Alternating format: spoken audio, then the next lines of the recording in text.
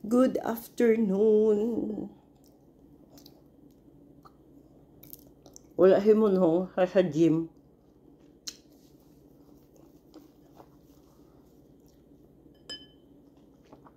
Nagwa sa grocery.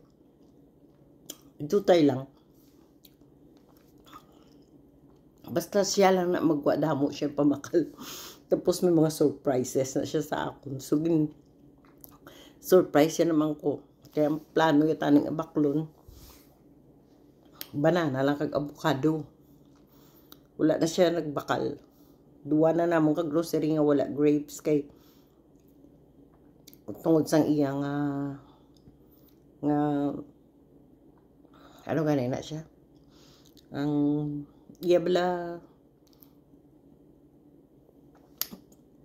poops, butang ta na lang. Pasintabi sa mga kumakain. Kay after sa iya colonoscopy, though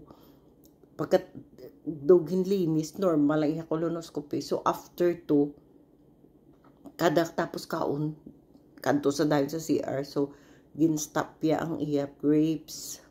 Ang mga may more sang fibers, papahuwayon siya na.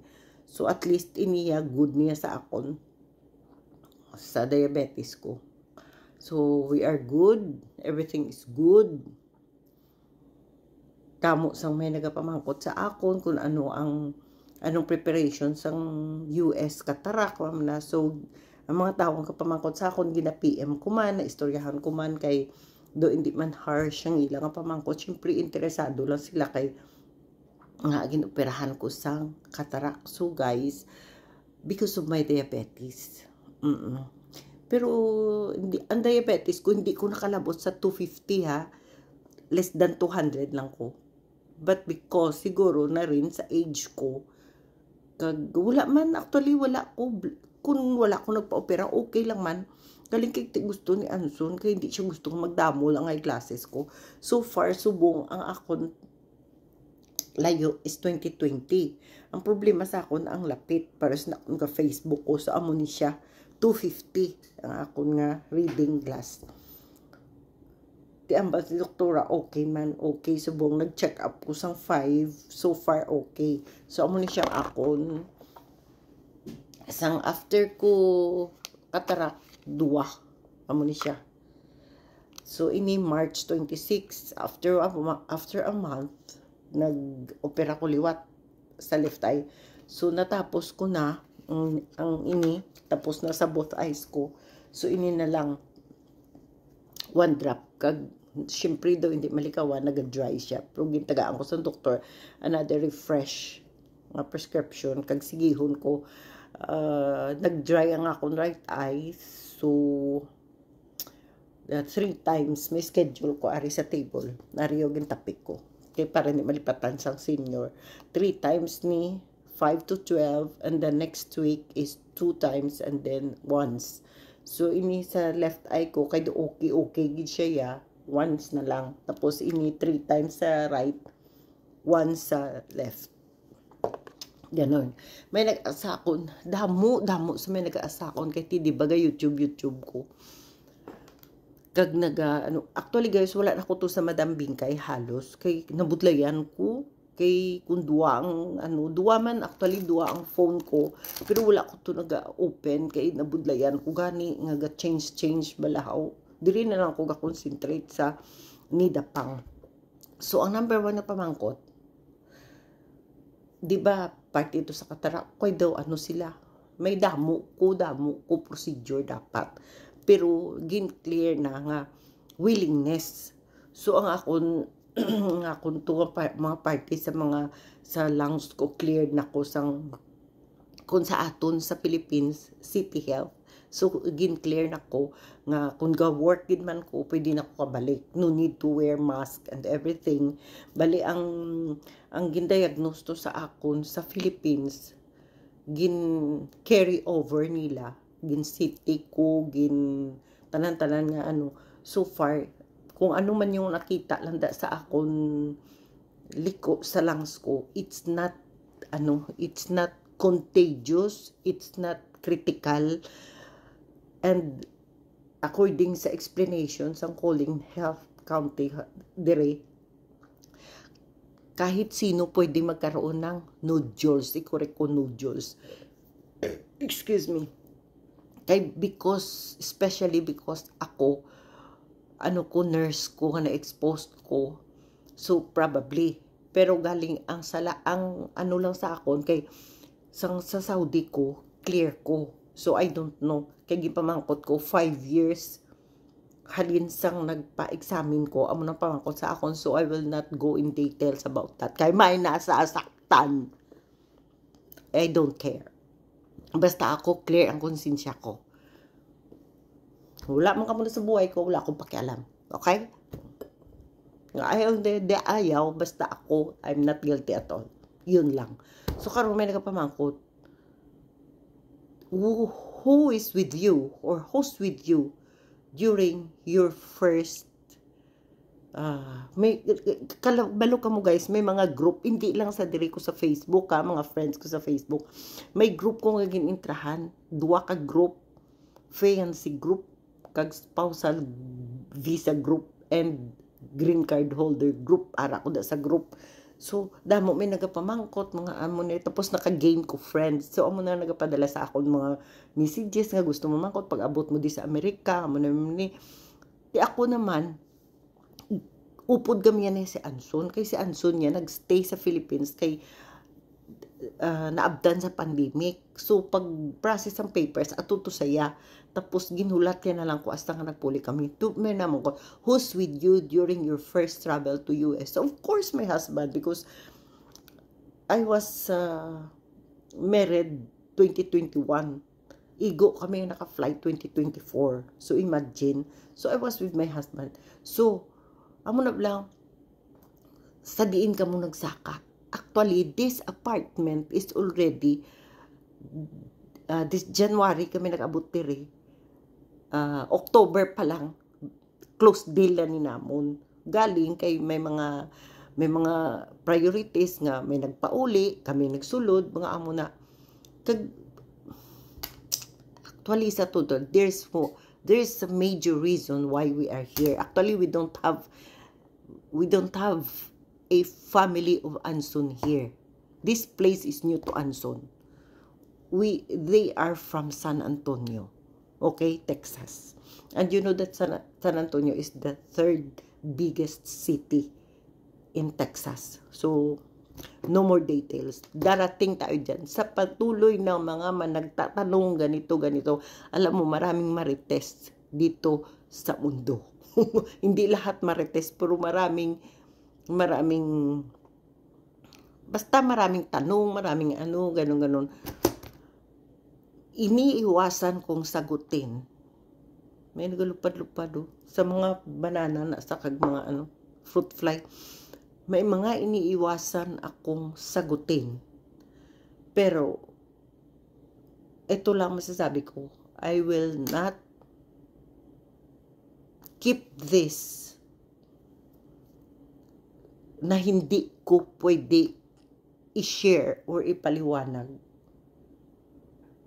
Na ibig sabihin, hindi ko to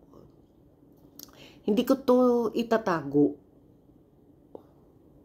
kung ano't ano man. Kasi matanda na tayo, hindi na tayo bumabata. So, I will not keep this if in case anong mangyari sa akin. Bago man mangyari sa akin, syempre ilalahad ko buong buo, lalong-lalo na may YouTube ako. Kaya nga ang tawag ko sa YouTube ko, for documentation. Everything I will put in my YouTube channel. Para kung anong mangyari kayo, hinihingi ko kasi, give me and Anson more years to be together para kay Arian at kay Bella. Gusto pa namin makita yung paglaki ni Arabella. Masubaybayan yung paglaki ni Arabella. Yun lang ang kumbaga sa deal ko kay Lord. Oo. Bigyan mo kami ng time ni Anson na mag-met together at our, hindi naman late, kundi medyo, syempre, nasa edad na seniors years.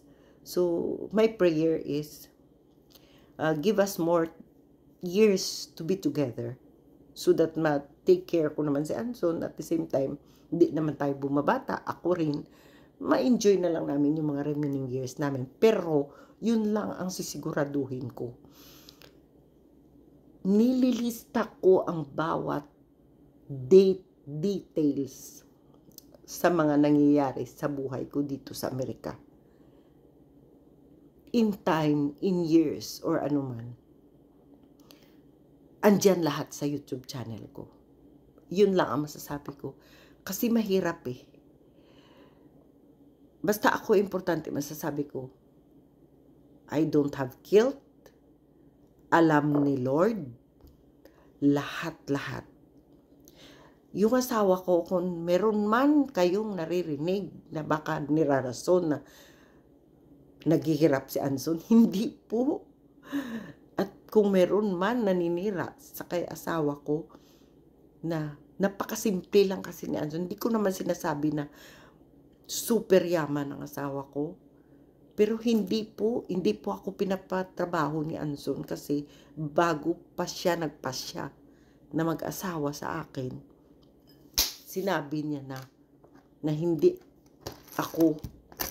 niya ako pinakasalan para dalhin dito at magtrabaho. Yung gusto niya lang, meron siyang partner na mag-travel or saan man kami pupunta. Yung sabi ko naman sa kanya, hindi ako pumunta dito sa Amerika para baybayin ang lahat ng state o parte ng Amerika. Kung saan ka, doon ako. At hindi ako pumunta dito na suyudin ang buong Amerika. Gusto ko lang mapuntahan natin lahat ng parte kung saan meron kang pamilya. Yun lang. Okay yung life ko. Hindi man kami masasabi na super yaman, pero hindi po yan mangyayari na mangungutang ang asawa ko sa tao. At tapos na po siya sa loan niya. Kahit sa mga anak niya, never po si Anson nanghihiram. At mga anak niya, puro professional. Yun lang po ang kinaklaro ko. Ang panganay is abogada. Pangalawa, nurse. Yung pangatlo, speech pathologist. Professional po yun sila lahat. Mga pamilya ni Anson na sa Hawaii, magaganda po ang buhay. May bahay sa Las Vegas, may bahay sa Japan. Hindi po kayo madali magpaniwala dahil makikita nyo ang tao napakasimple. Kaya nga nahawaan na ako eh. Na kahit yung ano lang, yung anong tawag dyan, noon nung nasa Pilipinas ako, mahilig din ako sa mga class A. Dito na ano talaga ako na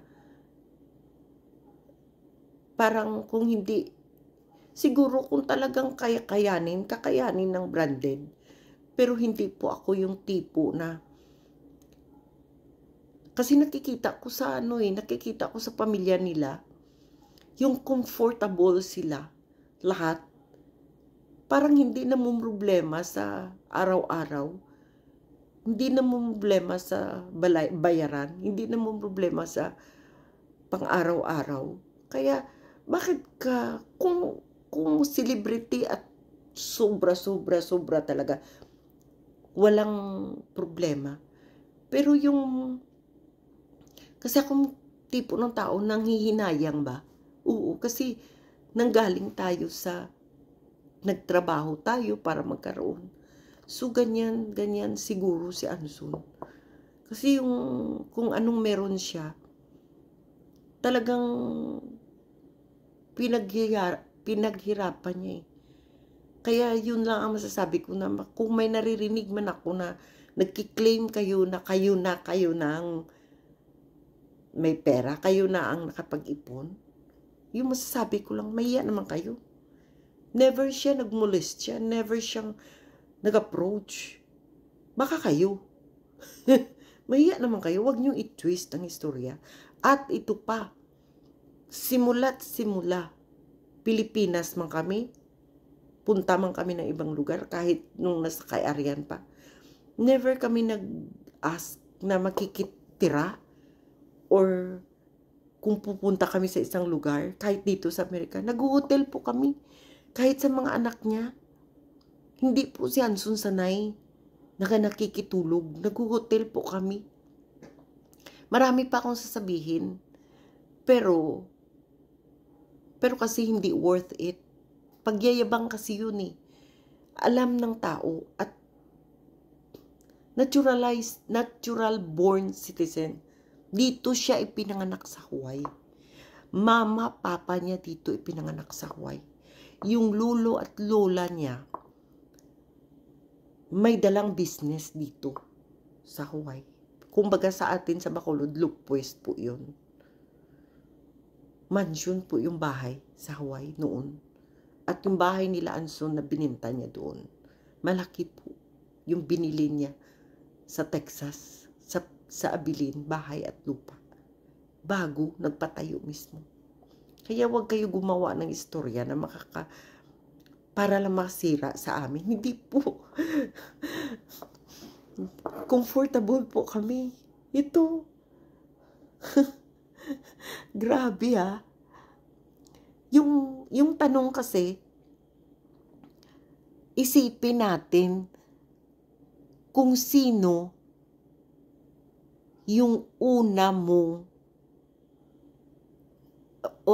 sino at ano yung pinakauna mong kasama at pinuntahan nung pag-apak mo ng Amerika. Ako masasagot ko yun. Siyempre asawa ko. Pero hindi kami pwinersa na dito kami sa Princeton. Choice ko yun. Kasi nga, question mark. Pero yung ibig sabihin na saan kami umakyat nung pagdating dito, siyempre, sa bahay na inakyatan namin, hindi ako mag-mention kasi nahiya naman ako. Wag na natin pag-usapan yun. Pero yung mga taong na medyo nagpasaring-saring ng tigilan nyo na. Kasi baka bumalik na naman yung tuliling ng ulo ko. At ako na naman yung, mabuti nga ngayon bumait na ako dahil sa napangasawa ko. Pero kung patuloy ako nakakarinig ng kung ano-ano, na parang sumbong, hindi naman sulsul, nagtatanong at parang paano. Ang yabang naman wala namang ganyanan. Sobra naman. Sobra talaga. Baka yung ang sagot ko nga parang mabulunan tuloy ako. Ganun na ang sagot ko. We'll see. Di natin alam ang future natin dito sa Amerika. Ako hindi ko alam ko. Depende yan kay Anson. Pero kung ako gusto ko talaga Pilipinas. Pero kung makakarating si Arian at saka si Bella, kung saan sila, doon ako. Diba? Ganun lang yun. Pero sa totoo lang. Kaya, sige na, sa susunod na naman. Yun ang sinasabi ko, ayoko lang makarinig ng yung parang lubid na unti-unting kung ano yung punot dulo, panghawakan nyo na lang. Ganun yun, panghawakan nyo na lang kasi lalabas at lalabas din yung kung anong totoo. Wala po akong sakit. Wala po akong sakit na nakakahawa. Wala po akong sakit na nakakamatay. Malay natin. Diba? Ang sama lang kasi pag nagsalita na. Pero, ingat-ingat sa pananalita. Ako, matanda na ako, asawa ko, nag-enjoy na kami. Pero papaano? Ang hindi pa handa at nagsisimula pa lang. At yun pala ang mauuna. Yan ang nakakatakot. Kaya, huwag niyong ipagkalat kasi meron na akong clearance. Wala po akong nakakamatay na sakit. Wala po akong nakakaawa na sakit. Iwan ko lang kung sinong humawa sa akin, kung saan ko nakuha yan. Diba? Yun ang tanong. Kaya huwag kayong akala mo naman linis-linis. O sige na, Sige, magkwento pa kayo at marami tayong kukwentuhan. Okay? Ikain na lang natin yan. Kaluka kayo.